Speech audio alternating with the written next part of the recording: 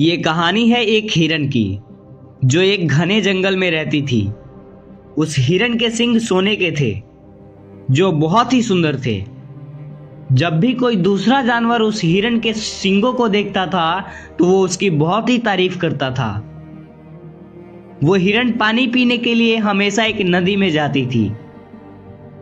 वो जब भी नदी में पानी पीती तो वो अपने सींगों का रिफ्लेक्शन पानी में देखती थी और बहुत खुश हो जाती थी।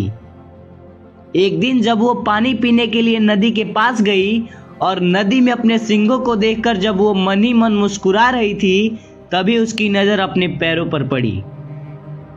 दरअसल उसके पैर बहुत ही काले भद्दे और बेकार थे। उस हिरन की बॉडी सुनहरी कलर की थी और उसके सींग भी सोने के थे, लेकिन सिर्फ उसके पैर काले थे। वो इस बात से बहुत ज्यादा उदास रहती थी और जब भी किसी दूसरे जानवरों से मिलती थी तो वो हमेशा अपने पैरों को छुपाने की कोशिश करती थी। उसे हमेशा अपने पैरों पर शर्म महसूस होती थी। तो एक दिन जब वो नदी में पानी पी रही थी तो उसे कुछ शिकारियों और उनके कुत्तों की आवाज सुनाई दी। जैसे ही शिकारियों के कुत्तों ने उस हिरन को देखा उसे पकड़ने के लिए भागने लगे और तभी हिरन भी अपनी जान बचाने के लिए वहां से भागने लगी। वो जिन पैरों को भद्दे और खराब समझ रही थी वही पैर उन कुत्तों से तेज भागने में उसकी मदद कर रहे थे और उस हिरन की जान बचा रहे थे। लेकिन जैसे जैसे वो हिरन घने जंगल की तरफ बढ़ रही थी तो झाड़ियां भी घनी होती जा रही थी। तभी उसके सोने के सींग घनी झाड़ियों में फंस जाते हैं।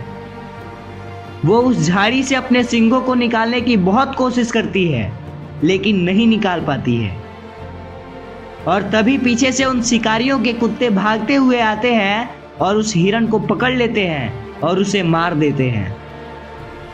तभी उस हिरन को यह बात समझ में आई कि उसके भद्दे और खराब पैर उसकी जान बचाने की कोशिश कर रहे थे, लेकिन उसके सोने के सींगों ने जिस पर वो उसे प्राउड फील होता था उन्हीं के वजह से उस हिरन की जान चली गई।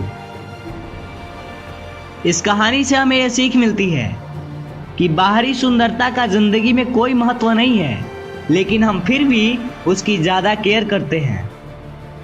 इससे हमें तारीफें तो सुनने को मिल सकती है, लेकिन इसके थ्रू हम किसी बड़ी मंजिल को अचीव नहीं कर सकते।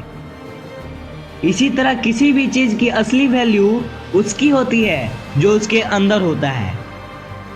हमारे अंदर की क्वालिटी और ताकत ही हमें बुरे समय से बचाता है और वही हमें कॉन्फिडेंस और रियल खुशी देता है।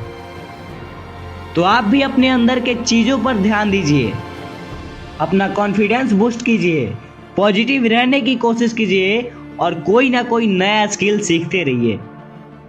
फिर मिलते हैं हम एक नए मोटिवेशन के साथ। तब तक के लिए जय हिंद, वंदे मातरम।